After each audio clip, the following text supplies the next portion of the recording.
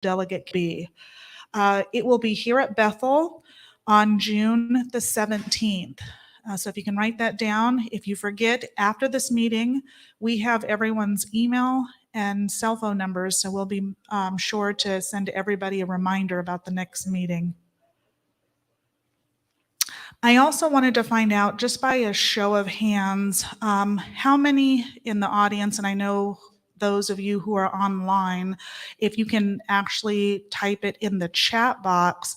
By a show of hands, can everyone let me know who has actually completed a delegate application thus far? Okay, great. Okay. So if there's anybody in the audience that hasn't, and after today, you're definitely I think you all are interested in being delegates because you're here for the second meeting. We have a paper application, and also within the sanctuary, there is a QR code, and I don't know if we'll be able to put it on the screen. It looks like this, but I'll pass it around to anybody who wants it. You can actually scan this, and with your mobile device, once you take a picture, you'll be able to complete the application online. So it's actually a little bit easier if you do it this way. But if you've already completed it, we have you in the system, so you don't need to complete a second one. So if anybody needs an application, Cassandra can either give you a paper one, or we can pass around the QR code so that you can scan it with your cell phone and then complete the application. Just for brief introductions, my name is Gina Durham. I am the president and founder of Building a Foundation for Success. We are the local nonprofit organization that is your local support team here with Best Start and CHC. And we are really here to provide support to this process of getting all of you trained as a delegate and informed. And I'm happy to announce today, I know some people are needing to leave because they have Bible study at the church next to us, but we are going to launch into, as soon as Malcolm Johnson from CHC is here, we're going to actually launch into one of the 3 trainings that's a requirement to become a delegate.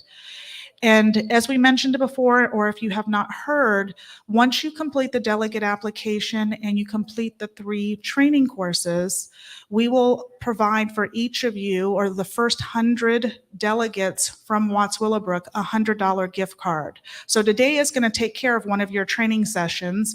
And because you all of you who have filled out a delegate application form, we will be sending you credentials so that you can log on to Pacific Oaks College, their website, where you'll be able to take the other 2 training courses on your own time, and be able to track if you completed it. They're about an hour to an hour and a half.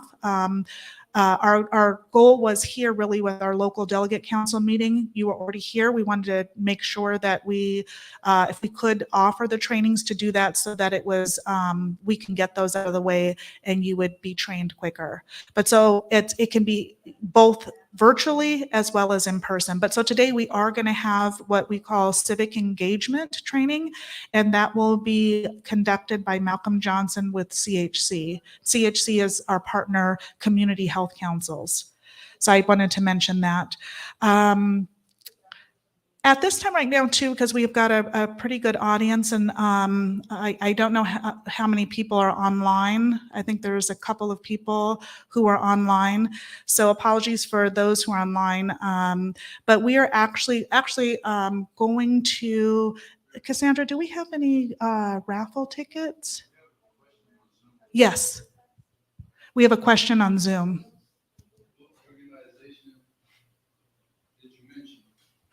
Oh, that I'm from? So I'm from Building a Foundation for Success. We are a local nonprofit organization in Gardena. We've been in existence about 17 years. We offer mentoring, life skills, and training to youth in the community of Compton, Watts, Inglewood, Hawthorne, and Gardena. We were selected went through an RFP process with CHC, and were selected to be the local support team because of our expertise in community engagement. And so our role here is really as a collaborative partner with CHC and Best Start to continue this work. So this work had already been in existence for about a year and a half, and due to COVID and other matters beyond our control, had a pause. And so now we've restarted it, and we're hoping to engage all of the community so that they can actually really take an active role in part in deciding what is happening in their communities, particularly as it relates to funding that comes into the communities. We want to ensure that you all have a voice, and so that elected officials and those that are in authoritative positions that are going to decide where those funds go, you have actually, an influence and a vote in helping to decide where those funds go. You all know that we, about a year and a half ago, almost 2 years ago, maybe it's been 2 years because of COVID, all of the census work that had went into play. Well, now all counties, local, state, and national governments have that data. And so because those funds are being allocated into community, they need to know where they need to, spend those funds. And so the concept is that the local delegates will play a very active role in helping to shape that. What they'll also do is be able to hold your elected officials accountable. We're in a midterm election year now, so you're probably seeing a whole bunch of folks come into your churches and into your community centers and telling you what they're going to do and making promises. Well, we need to hold them accountable to that, because they're going to get your vote for some of those representations that they make. And so as a local delegate, we're just really trying to show you all how to use your voice as power. And there is power in numbers. And so if we can come together and mobilize as a community, we can make real change happen on a policy and a systems standpoint. So that's really what the goal is. For those of you who haven't had that, we'll pass around, because this is our second meeting, and I know some folks may not have been at the very first meeting, but we've got a one-page handout that just says, what is a delegate? We have it in both English and Spanish. So when Cassandra comes back here, I'll ask her to pass these around if you haven't received it before. And it just really explains in a nutshell what the requirements are and what the expectations are. And again, you can read it. Hopefully it answers all the questions. If it doesn't, we'll follow up with frequently asked questions and FAQ and share that information with you all. So we will pass this around as we're going. As I mentioned, we will be doing the civic engagement training, and I see that my colleague Malcolm Johnson, who's from CHC, is here, but I'm going to give him a couple minutes to get situated, and then he can launch us right into the training for today. But before we do that, and as I was saying, for those who are online, apologies that you're not able to participate, but we're mindful you guys all drove here. And so right now, bear with me one second. Cassandra is going to pass out some cards so that you can put your name on the card. We're going to collect those cards, and when we take a slight break, we're going to do a raffle for some gas gift cards. So for those of you who you got pretty good chances of winning a gas gift card, we're going to go ahead and raffle those off. And then sometime during the evening, we're very mindful. First,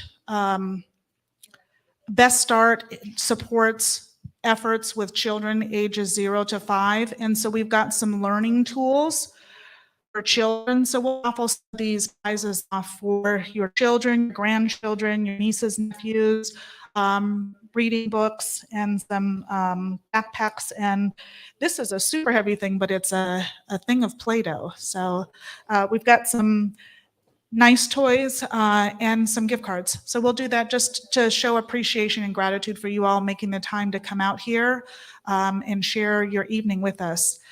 And just housekeeping items, if anyone needs to use the restrooms, they're at the back of the sanctuary. So feel free at any time to get up. And we look at this meeting as really just a conversation between all of us. So if at any time during the presentation you have a question, feel free to raise your hand. We'll come by with a microphone. For those of you who are online, you may not know this, we actually have a translator. So those of you who are Spanish speaking have translation devices. And what I'm saying right now today at this meeting is being translated to those who are Spanish speakers. So without further ado, I guess, Malcolm, would you like to come up? Oh, absolutely. Sure. Hi, Pastor Ricky. Thank you. And I know some of your congregation has Bible study. They've shared with me. So thank you so much.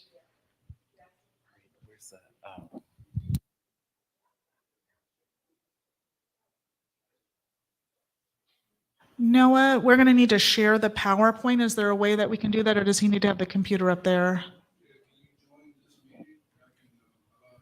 Oh, Yeah, yeah, that's a for good the Zoom. idea. Do I have the calendar in there for that? Can you just give us about a minute? Thank you so much.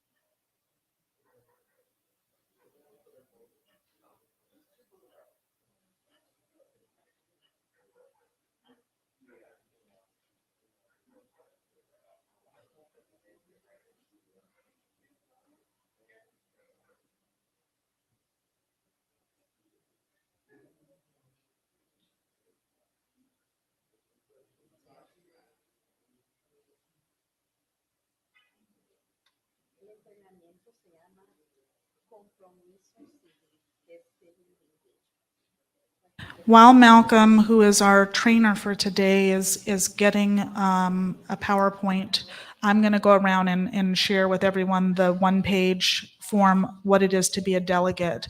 And then again, too, if there's anybody who's in the audience that wants to see the QR code to be able to complete an online application, raise your hand and I'll pass that along to you as well.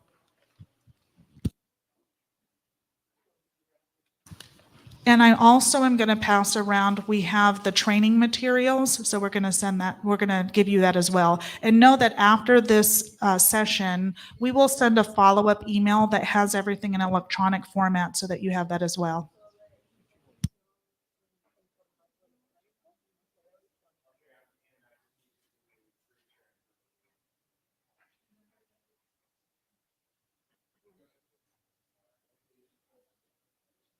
And right now what we'll do is we will raffle off a $25 gas gift card. So everybody has their names in here. All right, and the lucky winner, oh, one more.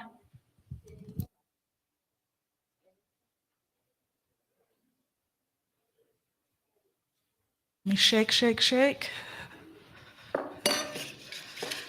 You see,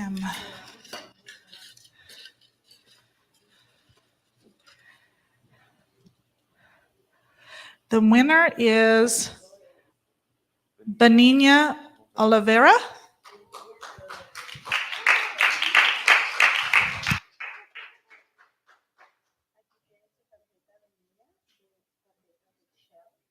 Congratulations. Thank you. And throughout the session, the training is going to be about 45 minutes. We'll make sure to raffle off the second gas gift card and then the toys for the children. Ready when you are. All right.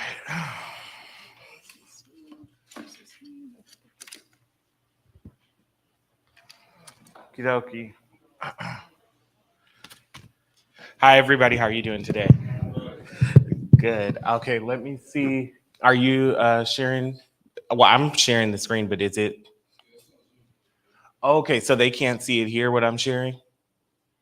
Is there a way to do that? It's not. It's like a whole PowerPoint. That's just one of the exercises in it.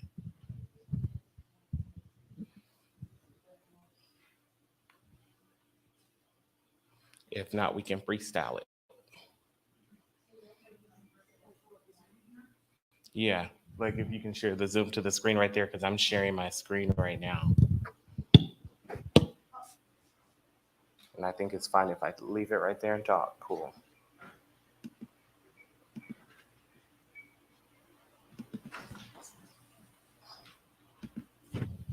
Housekeeping item, anyone who is on Zoom, if you can please type your name, you should have been able to register, so we have your information. But if anyone has joined us from Bethel's Facebook page or YouTube, if you can please type your name in the chat so that we can actually record that you attended the session, and then we'll make sure to follow up with you to get all the additional information needed. But if you can put your name, we don't want you to have to put your, if you're from the Bethel community, then we have all of your contact information. And if you're not and you feel comfortable giving your email, please do so, but at least your name so that we can actually give you credit for attending this session.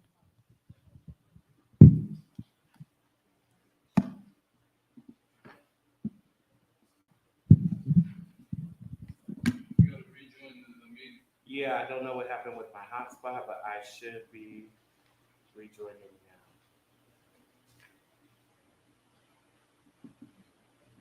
Launch the meeting.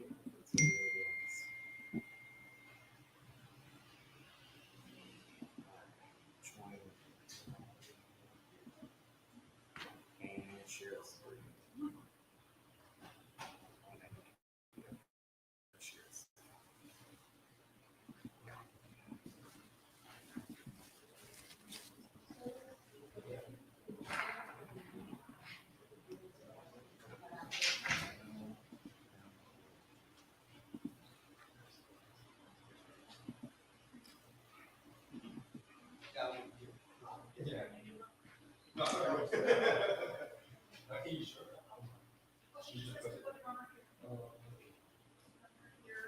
And then Valentina will say test.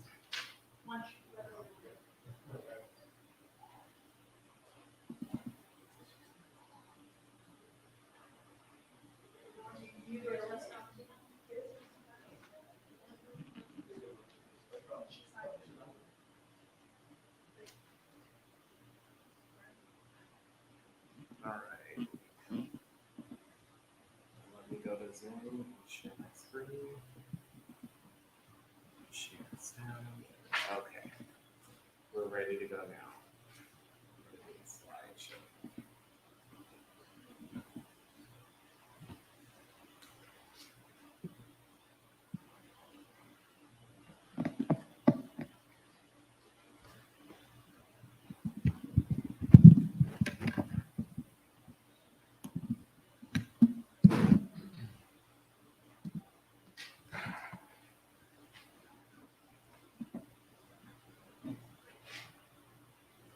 Okay, I think, oh, yep, there we are. All right.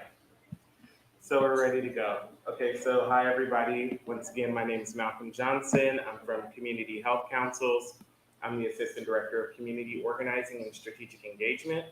And today we're going to be going over a basic organizing and mobilizing training. So this is just housekeeping if you guys were on Zoom, but we don't have that capability for folks today. But I'm a political organizer with about 10 years of experience. I've organized about 2,000 employees at Kaiser South Bay, and I've worked on a number of high-stakes, thank you, electoral campaigns. Rudy Salas for Assembly, Gavin Newsom for Governor, CA Prop 30, Prop 55. I've worked for the Assembly. I actually was in the 32nd District in Kern County, and I started organizing at California Faculty Association as a student organizer. And it's just kind of became my career since. So what is community organizing? Exactly. Community organizing, it's really important to understand what it is and what it isn't. It's kind of an art and a science. There are some things that you can do because they're guaranteed to be successful. And then there are other things that you can do because you have relationships with people or you have an understanding of the situation at play. So it's really important to understand that. Deep community organizing is definitely hard work. There's really no easy way to get around it. Even in COVID, you just sometimes have to put on your mask and get out there and go knock on doors. Um, why do we organize? It's basically to hold truth to power. And my hope is that after you guys take this class and the other classes, that you all in this group will decide what our next organizing campaign is going to be around. And we start moving towards that, because the whole purpose of these meetings is sustainable policy and systems change. And exposing power is essential to addressing those issues that we have in our communities: systematic racism, economic disparities, sexism, and policies that hold oppressive systems in place, such as voter suppression, over policing, and restricting healthcare. And these are all things that we know affect Watts particularly, right? Um, so the next slide has examples of people who fought against oppression with links of why they rose up. Today's going to be a 45-minute session, so I'm not going to go through each person, but you all should recognize at least one person on here, depending on what movement's important to you, right? We have Grace Lee Boggs, Dr. King, Dolores Huerta, Larry Itulong, Ella Baker, Cesar Chavez, Rosa Parks, and Harvey Milk. And they've all done things for their community: Black, Brown, Asian, LGBTQ. All of them have used the same methods to advance that, needle closer towards justice. So, why do we organize community members? Does anybody want to take a guess? I'm not going to just sit up here and talk for 45 minutes. Y'all going to have to interact with me.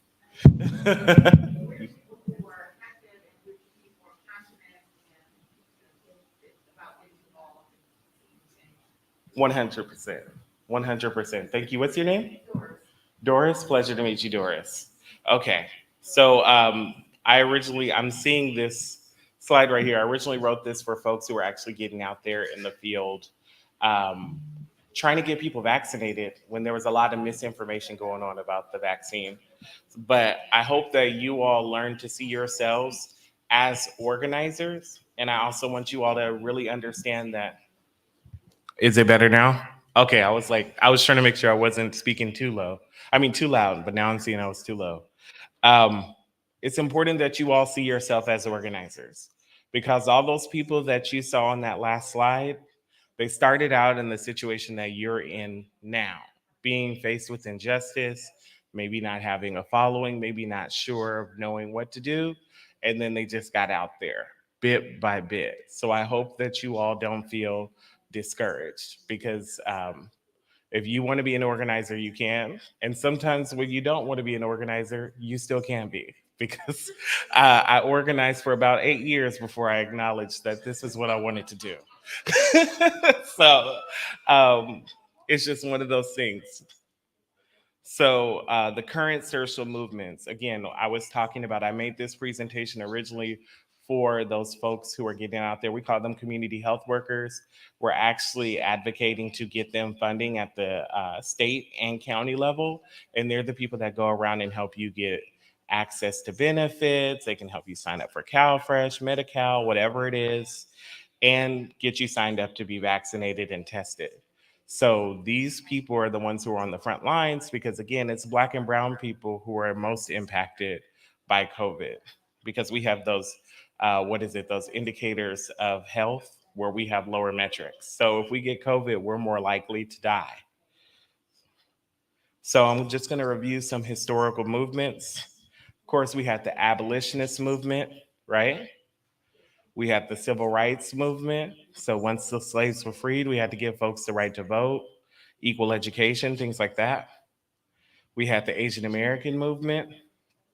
We had the labor movement, which is still, all these movements are still ongoing. We can all think of recent examples in the last year, right? The LGBTQIA movement, the women's rights movement. Every time you think you've made some progress, you've seen what the Supreme Court's doing recently. Again, we have to keep this fight going. The American Indian movement, again, we are occupying indigenous land as we speak. The Chicana AOX movement, I'm gonna change that slide one of these days because I don't like the way it reads.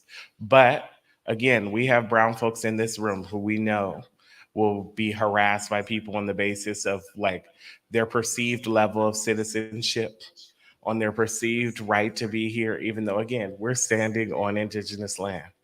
So we have to make sure that we, keep it moving. And in the 21st century, we watched during COVID with the stuff that happened with George Floyd, Breonna Taylor.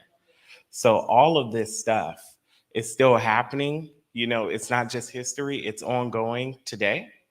And I just want to make sure that you guys are aware of that, feel it, because we're kind of steeped in that. And we have no choice at this point because we're in this moment. We got to find a way out for our friends and our family. So I'm going to show you two videos. One is Rudy Giuliani, and Sarah Palin during the presidential election. And one is then candidate Barack Obama. And we're going to watch both of their perspectives on community organizing.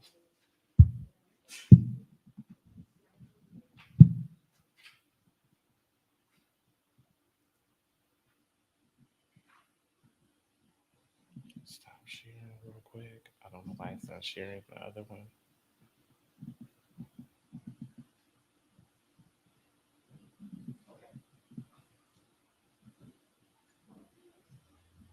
What's it doing?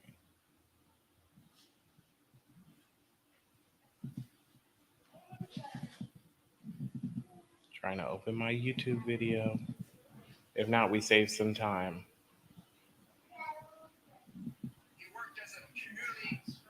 Organizer. What? Did it start?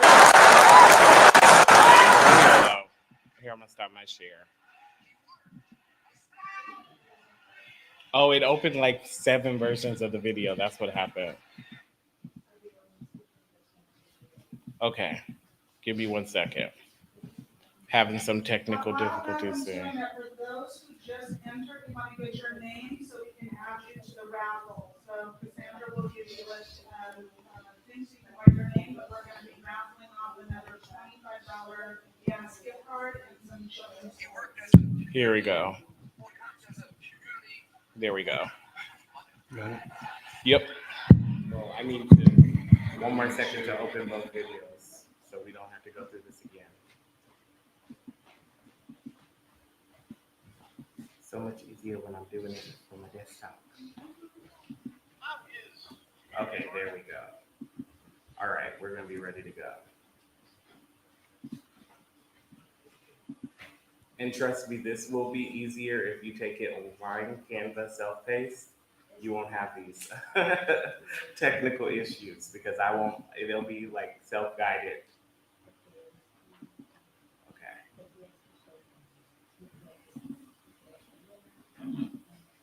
All right.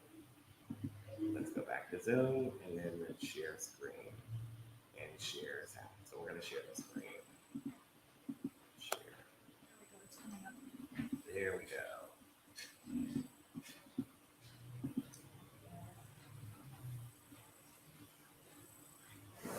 He worked as a community organizer. What?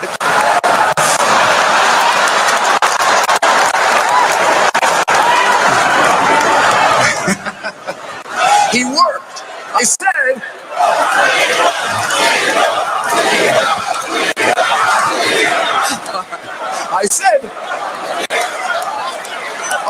Okay. Maybe this is the first problem on the resume.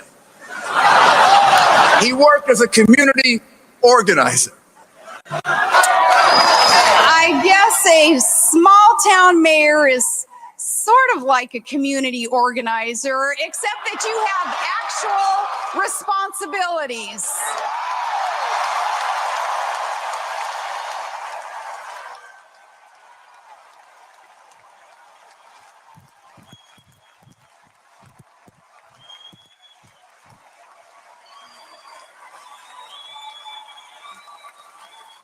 This world of threats and dangers, it's not just a community, and it doesn't just need an organizer.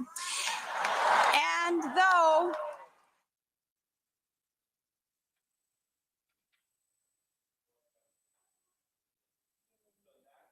That was the Republican Party's response to community organizing, and I'm sure we all remember how that election went.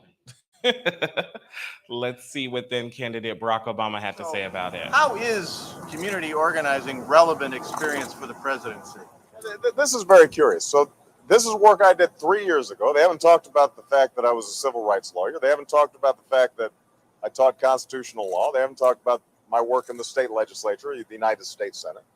They're talking about the 3 years of work that I did right out of college, as if I'm making the leap from 2 or 3 years out of college into the presidency. So look, I would argue that doing work in the community to try to create jobs, to bring people together, to rejuvenate communities that had fallen on hard times, to set up job training programs in areas that have been hard hit when the steel plants closed, that's relevant only in understanding where I'm coming from, who I believe in, who I'm fighting for, and why I'm in this race. And the question I have for them is, why would that kind of work be ridiculous? Who are they fighting for? What are they advocating for? Do they think that the lives of those folks who are struggling each and every day, that working with them to try to improve their lives is somehow not relevant to the presidency? I think maybe that's the problem. That's part of why they're out of touch and they don't get it, because they haven't spent much time working on behalf of those folks.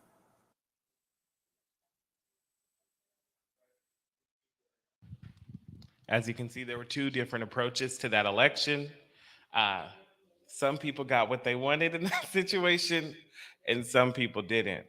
And that's the reason why it's so important that people understand the need to basically community organize. There's power in that.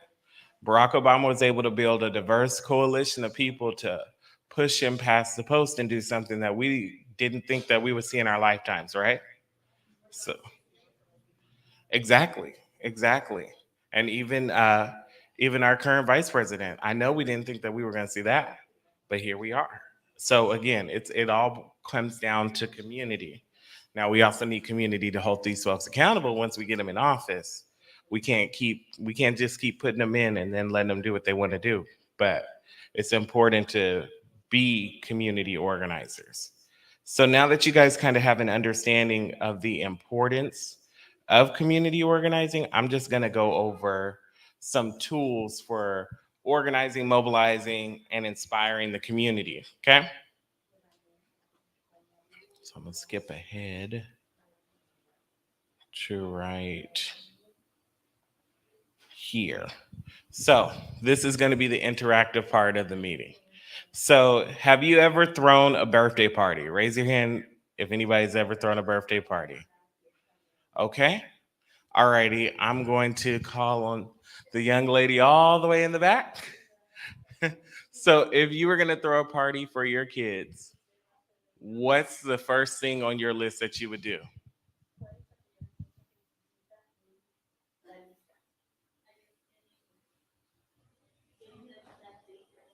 Okay, picking a date. Anybody else? Let's just go on. I see you in the back.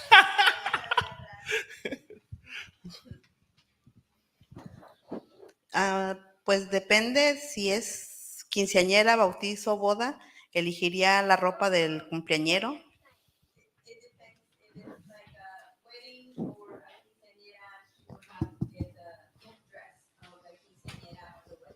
That's right, pick an outfit. Okay, thank you. Okay, gracias. Yo creo también la música And the music Okay, pick the music. para el Okay. baile. for the Okay. dance. Alrighty. Okay. Doris. Set the guest list. Okay. Alrighty. Pastor Ricky, I'm gonna call you now. Okay. Okay. Invite people. I see. Tarjetas para los invitados, para tarjetas de invitaciones. Oh, yes. Yes, very important. Sir, what's your name? James? The budget. Okay. Okay.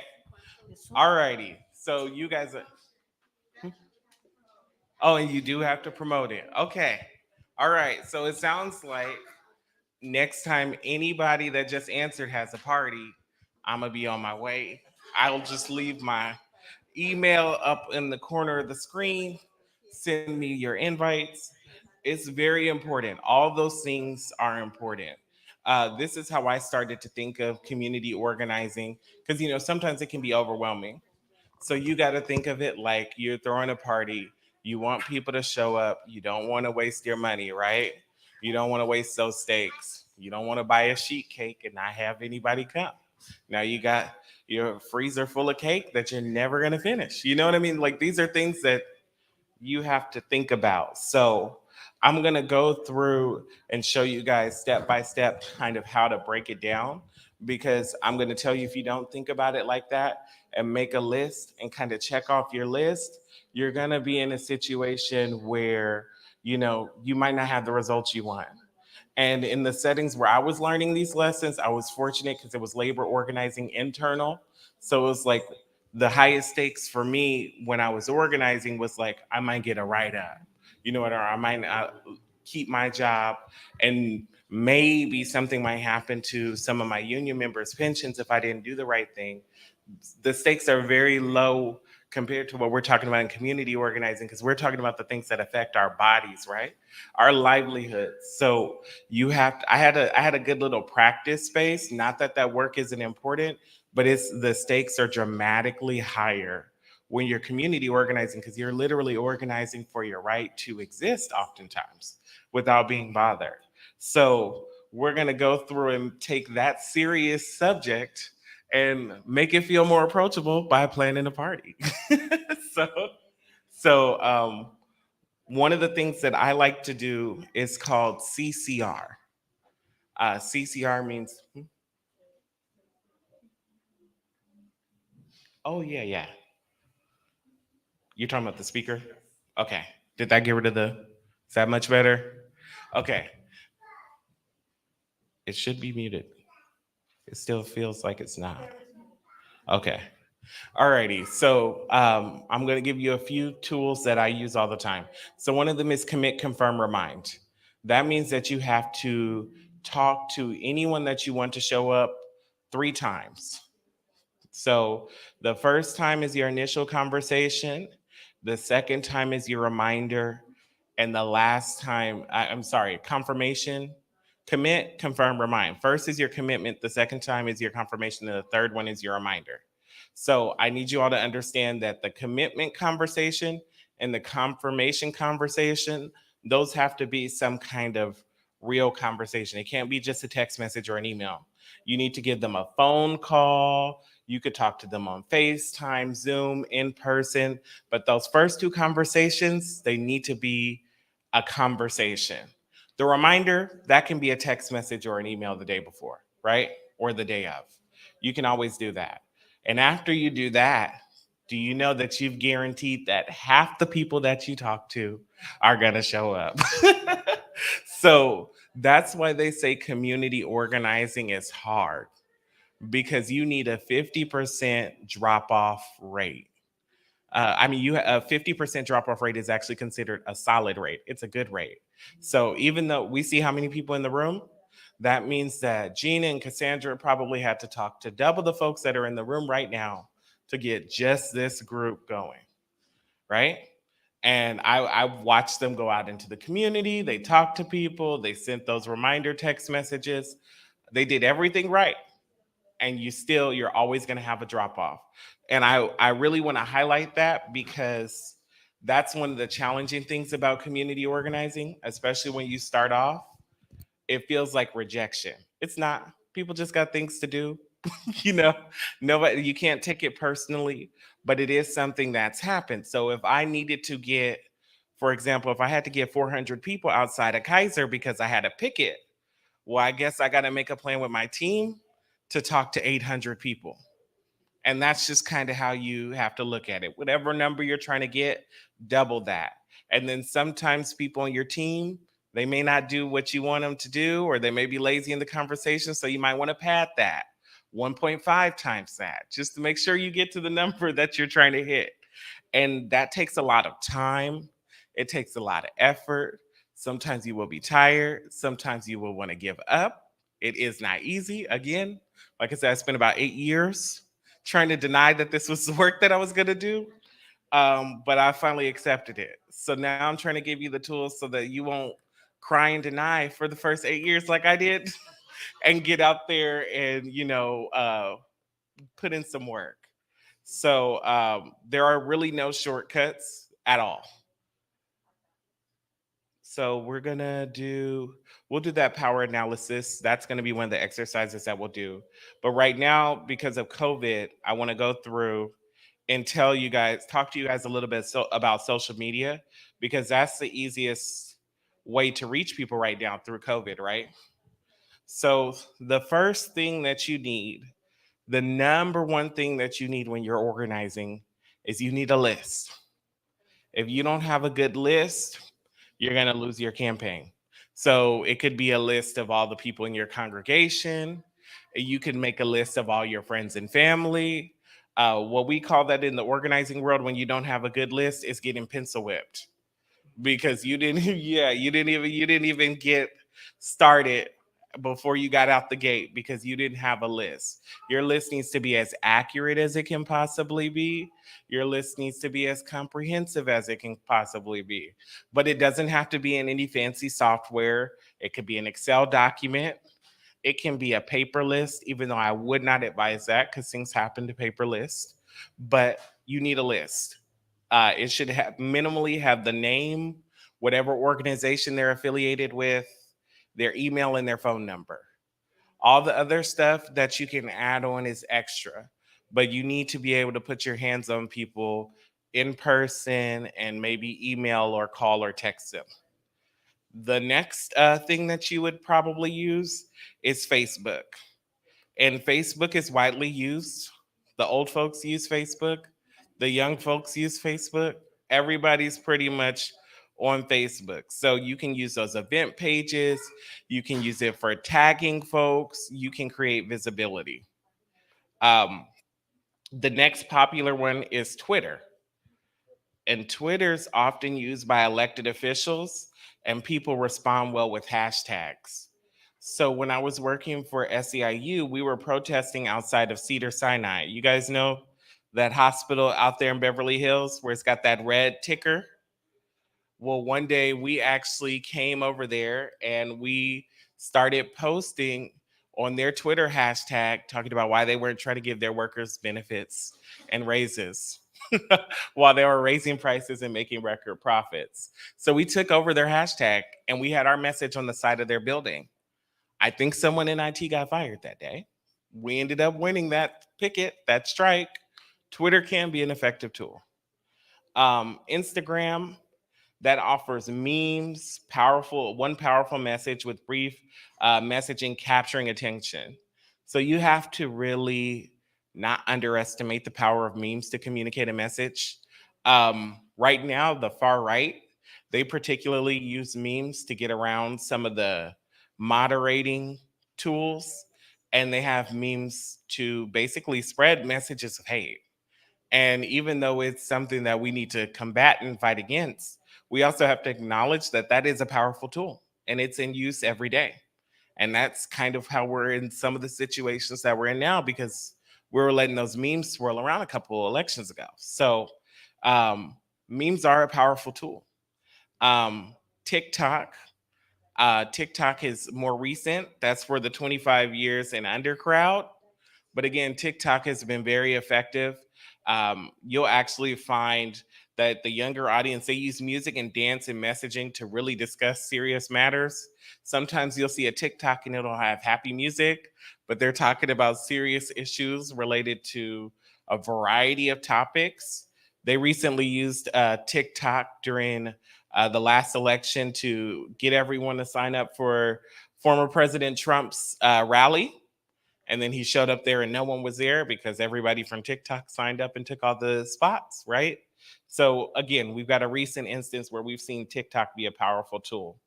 And then CHC has an app called Easy Texting.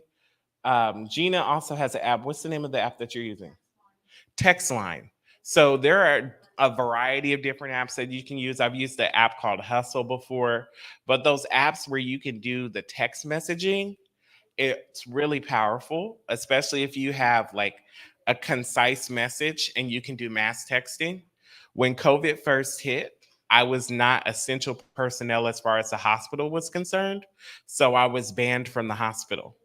But I still had a responsibility to be in touch with all 2,000 of my members. So I used the app called Hustle, and I sent out a brief text message. Hey, this is Malcolm. If you need anything, if something's going on, let me know. This is my direct line. This is a static number. You can reach me at any time. And I sent it out to all 2,000 of my members. Some of them ignored me. Some of them only text me when they needed something. But guess what? I was on there since I was home a lot. I was on there all day responding to people in real time within a couple hours. It got to the point where the managers were saying, why does it feel like he's everywhere, even though he's not at the facility?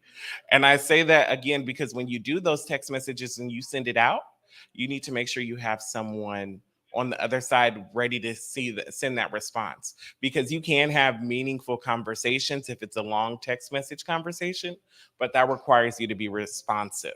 So it's not an easy thing to do. It's very time intensive, and text messages can come 1 o'clock in the morning. I wouldn't advise you necessarily rolling over to respond to that, but that is something that you can do. It is a powerful tool.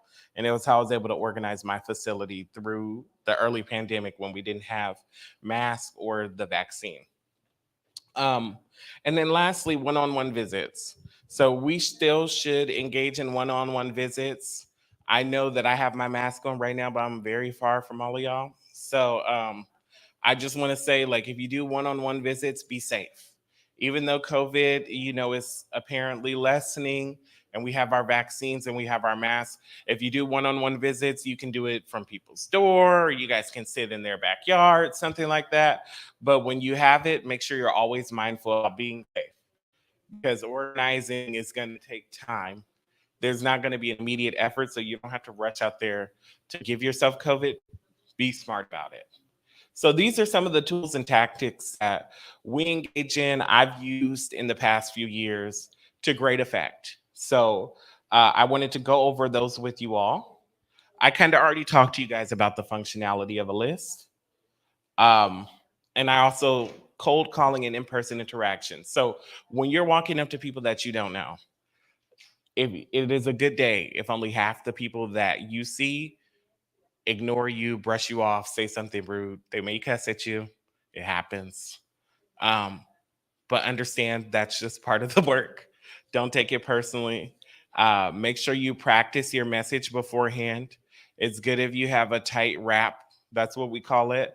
One of these days, we'll practice a rap. Not today, but it's good. Make sure you have a way to track the outcomes. So take notes. One of the things that I used to do early on in my career was I had a little notepad. So anytime I had a picket or action, anything like that, whether it turned out good or bad, I would write my notes, because, a lot of this stuff is cyclical, right? So it comes back around in the next year or two. So I'd always pull out my notes and be like, so what was the last thing? What happened last time I tried to do this? What could I do better? What could I do differently? So that's important. I still have some of those notepads. So make sure that you keep your notes. Speak confidently, even if you're scared of rejection, because the way I look at it is like this. If somebody tells you no, you are in the exact same situation that you were in before you started that conversation with them.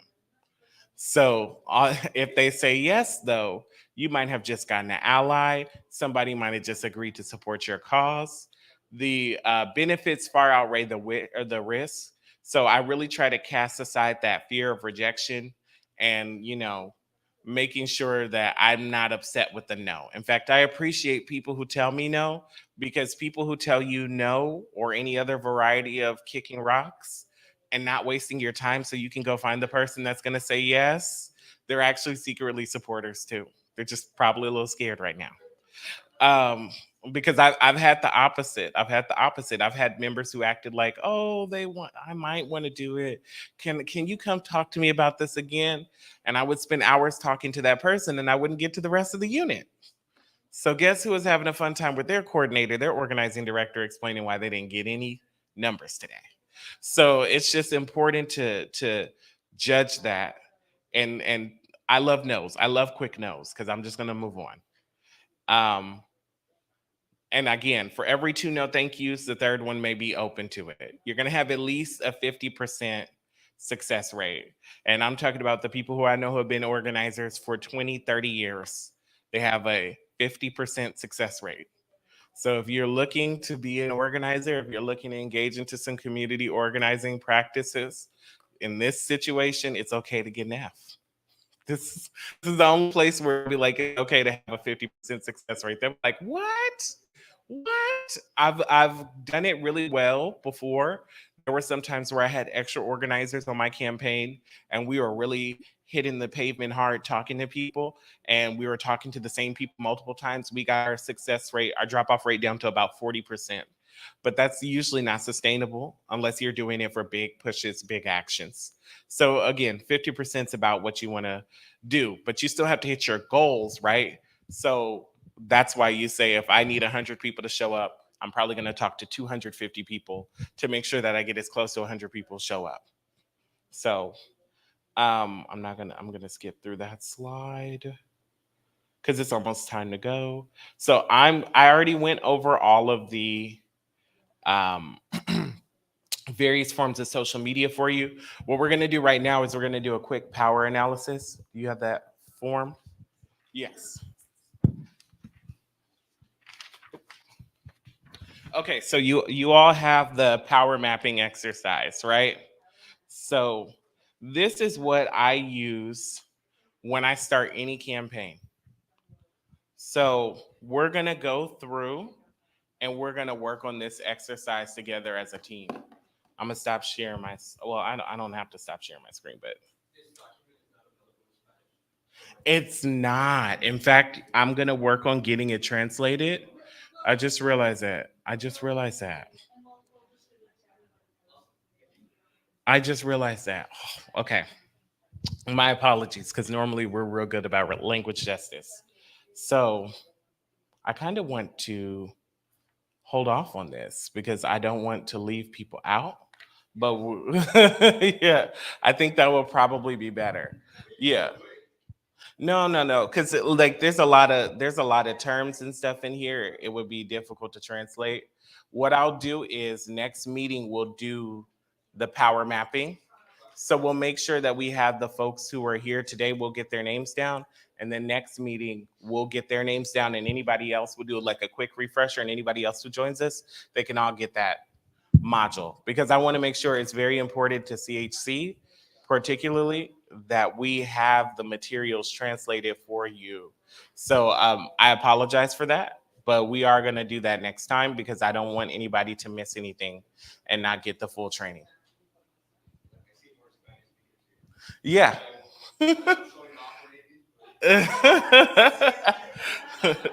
No. I don't know how I missed that this wasn't translated, but it will be next month. So, all righty.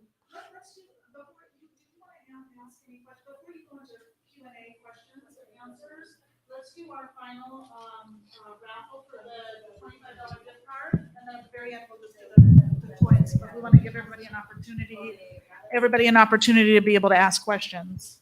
Okay, that sounds good to me. I'll pull Malcolm, one. you'll pick the name. Let's see. Only one. We've got Felipe Garcia.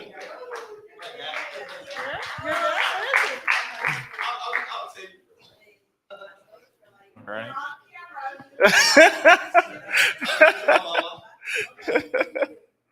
Alrighty, are we pulling for more? Let's. Mike Jones.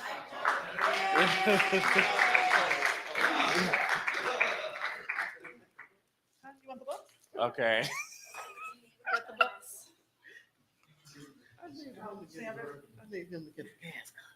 Yeah, no, that's what I'm saying, right? Transito Maribel Corvera. Yeah, well, actually, let her. Tracy can pick what gift she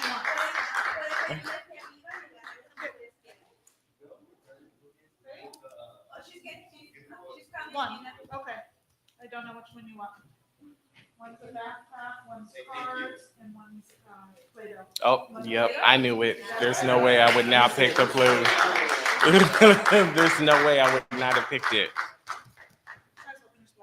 Let's do the last three. Okay, I'm gonna just pull three at once and we're gonna go through it. Alrighty. So we've got Juana Cabrera, Eveline G, and Doris Hall.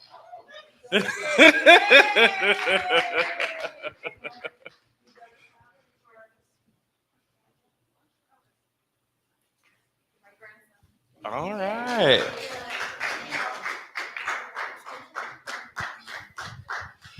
Okay.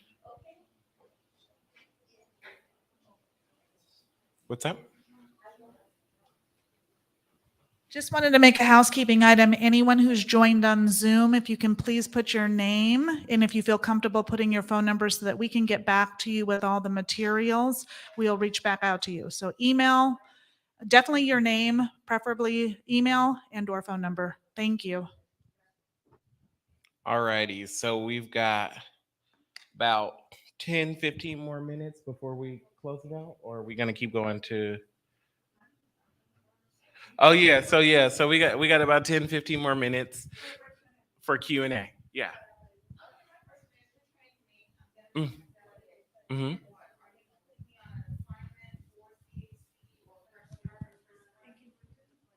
Yes. So Doris just asked, she said, I'm training her. Am I giving her an assignment? So the answer to that is yes and no.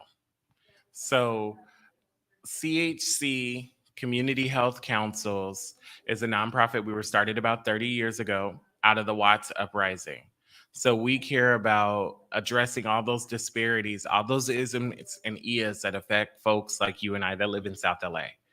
And over time, as we've grown, we got a grant from First Five Los Angeles. First Five Los Angeles is that cigarette tax, that sin tax. That money comes and it helps fund education and support for children 0 through 5. So we got a grant from First Five Los Angeles to support Watts Willowbrook, West Athens, Broadway Manchester, Compton East Compton communities.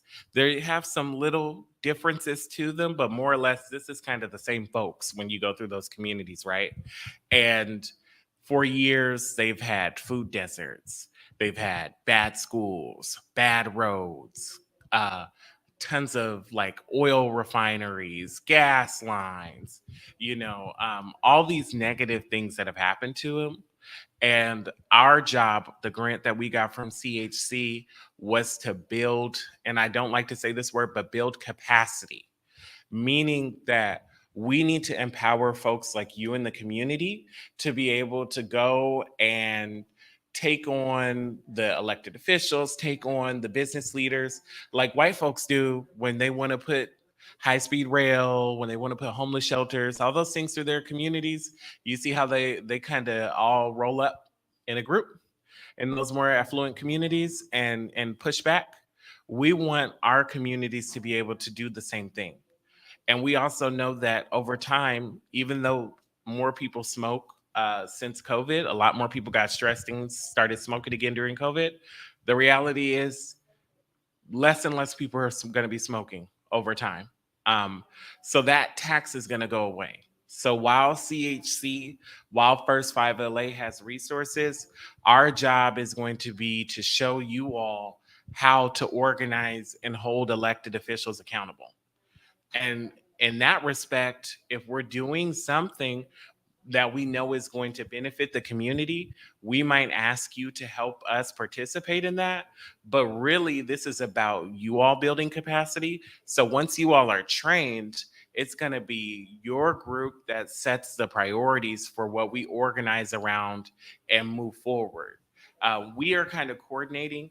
Right now, we're kind of saying like, let's stay within the food insecurity, employment and fair wages, childhood education 0 through 5, right? But the only reason we got those 3 priorities was because of that South LA Decides vote that we held almost 2 years ago now.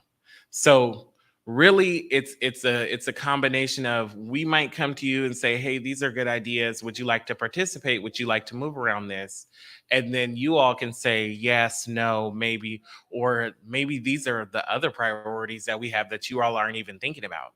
Because I know that during COVID everybody was worried about, food insecurity. I don't have food. I'm not working. There's no grocery stores nearby. The grocery stores that are nearby aren't necessarily being COVID safe, right? I don't have a job because everything's closed because of COVID. What am I going to do with my child? People have had kids that have been out of school now, going on 3 years. So they're behind. But those priorities might be shifting now that we're reopening. So we're going to be doing another vote soon where we can figure out what our priorities are going to be for the next couple years, because now we have to adjust and reorient to what your priorities are in this post-COVID life. So,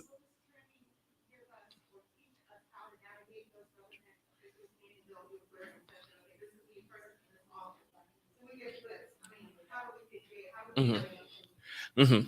So the exercise that we were supposed to do right there was basically to conduct a power analysis. And a power analysis is basically figuring out who has authority on an issue. Once you know that, you can start figuring out who the people are that influence that person. For example, do you know who owns that street outside of Bethel? Do you know who owns that stretch of Compton Boulevard?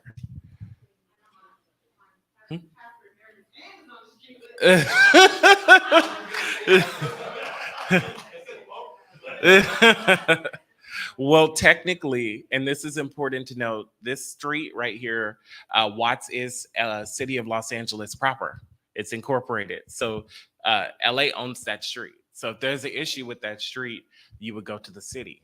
If that street, for whatever reason, if the speed limit's too high and it stays 2 lanes like that, who would we go to? We go to, yeah. Yeah, sorry. I'm just saying, like, but some people, to be honest with you, some people don't. Some people don't. So, like, when I was in Kern County and I was working, that's a very poor, disadvantaged community. Again, that's one of the only counties in LA that was covered under the Voting Rights Act. They are super, super prejudiced out there. I've even had issues in the 2000s with them trying to kick me off the voter rolls. So I can tell you, like, some of that stuff still happens. So, right, Black and brown folks face those issues. And then when they come to you for help, sometimes they would come to me because I worked for the state assembly and I was their assembly member's staff person, but they really were having an issue with the city, or their address might say like city of Arvin. Like some folks out here in Compton experience, it'll say Compton on your address, but then you find out that you're actually in an unincorporated patch. So like that can make the world a difference. So we want to make sure that you all know that, understand that, and can also figure out, so who's affecting these elected officials. So like when we had those candidates forums last week, we also would love to, and that's maybe something else I can show you all how to do, go look up their campaign finance and see who's funding these people, right? So if you got somebody that's running for office that's supporting something that you don't support, now you can go talk to the people who are giving them money, supposedly supporting and advocating for that, and saying, hey, you might not get as much business from us if you keep paying for this candidate. That's what I really want to show you all how to do, and then let you all pick that issue. And if you all decide on an issue, it's CHC's job, it's the local support team's job to support you all, get you all the resources to be successful in that campaign. So I'm the organizing assistant director, but we have a very like world-renowned, excellent research department. They've done tons of studies that have been like groundbreaking. CHC, when they put out white papers in the past, have been like groundbreaking for addressing disparities in South Los Angeles. So we have a strong research team that can help get answers to your questions. We also have a very strong policy team, and their whole job is not to be front facing with you all. They are actually going out and sitting on coalitions and working with elected officials. So there's a whole machinery in place at CHC if you guys decide to do something, we can bring you the information that you're looking for to make you successful. Mhm. So I think what Mom was also saying too is that even though we're going through these trainings now, and it's just kind of a high level overview, when you attend those monthly local delegate council meetings, you'll get ongoing continuous trainings. And I suspect that in the council will be able to decide, do you want, certain people to come in to help to be able to build your capacity, to help build you to be a stronger advocate for your community. So though this is kind of high level, we're giving you a flavor and a taste of it, it will really start as you're, once a month being a local delegate. So the commitment from the paper we sent out was initially like a 12-month commitment. It just means you're attending a monthly meeting. But we'll go deeper into the ways of how you'll be able to do that and have those resources and lists and charts. And we'll, as a council, we'll be able to decide what are our top priorities. What you don't see here is when South LA Decides voted on issues and priorities that they were concerned about 18 months ago, they also elected what they called their regional task force. So each community has 2 representatives that are leading that. Unfortunately, today our regional task force representative is not here. And I believe those elections, they're getting ready to term out in August. So while we become a council, if you are really interested in taking even a greater leadership role, there's an opportunity for you to put your name in the hat and potentially be voted to be the regional task force leader of our delegate council. So you all are here at the kind of the start or the relaunch or the restart of this, but it is going to be an ongoing training. Right now, we're trying to give really high level overview of kind of what the structure is, but we're going to really go into the weeds and we're really going to address some of these issues. And as we know, it's a midterm election year. 2 years later, it's another full, election. There's going to be lots of issues that are on the table. And I heard Malcolm speaking at the beginning, even about what's happening with women's rights. So we want to be able to have our voice heard. We might be, this is more than marching and protesting. This is going to be really being strategic, and that in stealth in what we're doing and telling other people and mobilizing, getting others who are just as concerned, because there truly is power in numbers. And that's the way that we actually can make some real impact in changing systems and policies that negatively impact Black and brown people in our community. Thank you. In fact, one of the projects which the regional task force voted to fund is actually seeking to help Black and brown folks get their records expunged, right?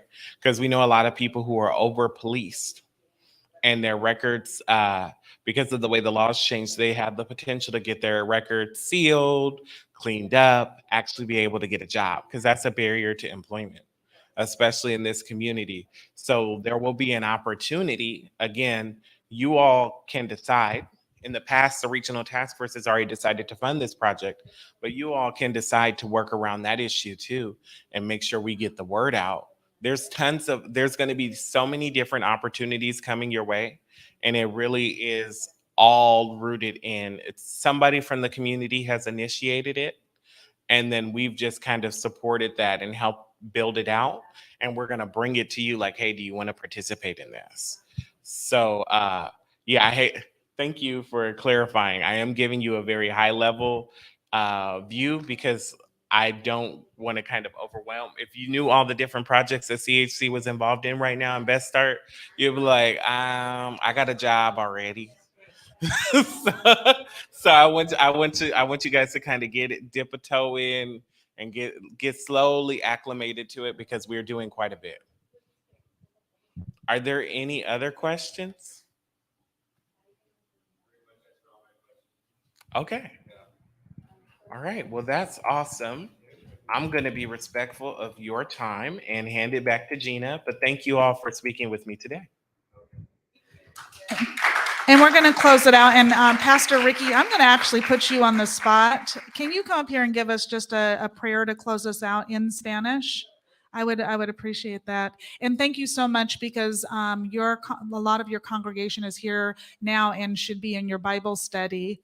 So I really appreciate that, because they are concerned, and they are involved. And I really appreciate that because I'm recognizing the faces time and time again with events that we're doing. So if you can come out here, Pastor Ricky is going to close us out with prayer. Thank you. First and foremost, I just want to say thank you. And also to Bethel for allowing us to be here and opening their doors to this good cause for our community. All of our members in our church are from the community. They come walking to our church. I think we only have a few members that actually utilize their vehicles to come to church, but everyone else walks to church. And that's a community church right there. So I want to thank Bethel for that, for allowing us to be here and for opening the doors to this wonderful organization that wants to help out our Watts community. So I'm going to lead you guys in prayer. I'm going to pray in Spanish. I see a lot of Spanish speakers here, so I'm going to do it in Spanish. Thank you for allowing me to end with a prayer. Let's bow our heads and close our eyes. Padre que estás en los cielos, te damos gracias por esta oportunidad que tú nos diste de poder congregarnos en este lugar. Te damos gracias por esta iglesia, porque abrieron sus puertas para que podamos mirar estos programas que van a ser de beneficio para nuestra ciudad. Y te damos gracias por la vida de cada uno de ellos, y te damos gracias por este local, por esta iglesia. Y también pedimos por nuestra comunidad de Watts. Oramos por todos los que forman parte de esta comunidad, las iglesias, los líderes, todas las organizaciones que ayudan a nuestra gente, a nuestra comunidad. Oramos por ellos, que tú los guardes y les proveas todo lo que necesitan para seguir ayudando a nuestra gente, a nuestra comunidad y todos los que viven alrededor de esta área. En tu nombre oramos y decimos amén, amen, and amen. Thank you. Thank you, everyone, for coming out. Again, our next local delegate council meeting is going to be June the 17th. We will send you emails and text message. Did everybody get a text message? By a show of hands, if you got a text message about this meeting? Wonderful. So we know that it's getting to you and it works. And we were mindful of ensuring that we provided Spanish text messages for those who speak Spanish. So thank you so much. Anyone who has a listening device, a translation device, Cassandra will be, if you can raise your hand, Cassandra will come by and collect those. And know that every meeting we will have those, because as Malcolm mentioned, it's very important to be able to have language equity and for everyone to be able to understand the message that's being delivered. So thank you all so much for coming out. I really appreciate it. Question? So we will send you, so if you've already completed a delegate application, we have submitted your name to Pacific Oaks College, and we're waiting. It's going to probably be about another week. They have to set up all the credentials. As soon as we get the credentials, we will send you an email, and we'll also send you a text message in case you didn't look at your email, to let you know that your credentials to go online for Pacific Oaks is available. And then you'll take the last two courses, which is the JEDI training. Is it Justice, Equity, Diversity and Inclusion, and Policy and Systems Change? And I think that's about 60 to 90 minutes for each of those courses. If we didn't mention, when you finish that, it's more than just CHC giving you the $100 gift card. You're actually going to get a certificate. This is an accredited college. And so even in your everyday life, if you're going to end up, getting an office job or some sort of administrative job, this is something you should put on your resume. You've went through some formal training and you're going to be able to say that you got certified and a certificate from them. So it will look nice on your resume, especially for some of us who maybe haven't went to college before, or maybe are still, getting a GED or didn't complete high school. It just looks nice to be able to have that if you're applying for a job and you put it on your resume.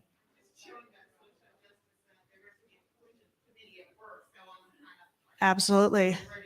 Yeah, we got you. So in about a week or so, everybody will be getting the email, and we'll be sending those credentials out. Okay. Thank you all so much. We really appreciate your participation. We look forward to seeing you on the 17th of June.